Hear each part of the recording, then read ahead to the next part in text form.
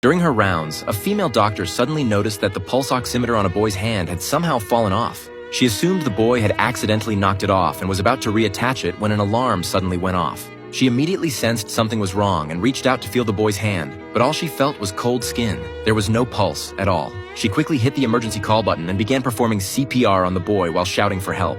A nurse rushed anxiously into the emergency room, reporting that the boy in the observation room had gone into cardiac arrest. Everyone present was stunned. They had no idea there was another patient in the observation room. It was then that Dr. Jung from the emergency department suddenly remembered that the head nurse had told him about a 16-year-old car accident victim in the adjacent observation room. But at the time, he'd been busy trying to save a critically injured patient on the brink of death and had carelessly forgotten. The truth was, when the boy was first brought to the hospital, he'd been in good physical and mental condition. He'd even been able to call his mother to let her know he was okay and had spent some time on his phone while lying in bed. But shortly after, he suddenly lost consciousness. Dr. Jung realized he'd made a terrible mistake and hurried to the observation room. The female doctor was still desperately trying to resuscitate the boy. Dr. Jung's face was full of remorse as he prayed the boy would pull through. Otherwise, he'd never forgive himself. Unfortunately, the boy didn't make it. He was pronounced dead despite all resuscitation efforts. When the boy's mother received the devastating news, she rushed to the hospital. She couldn't believe that the son she'd just spoken to on the phone was now lying cold and lifeless on the hospital bed. Her grief quickly turned to rage, and she called the hospital director, demanding answers.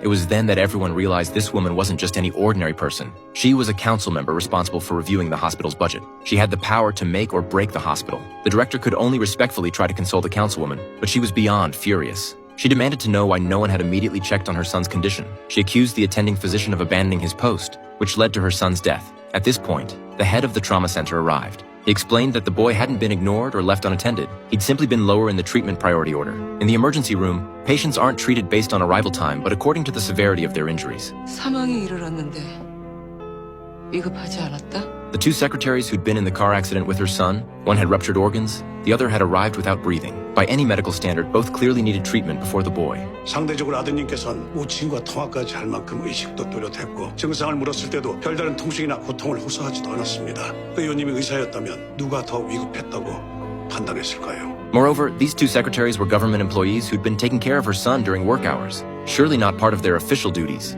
If she insisted on suing the emergency doctors, she'd have to answer these questions in court as well. The woman's face turned ashen. In the end, she had no choice but to leave the hospital in silence with her son's body.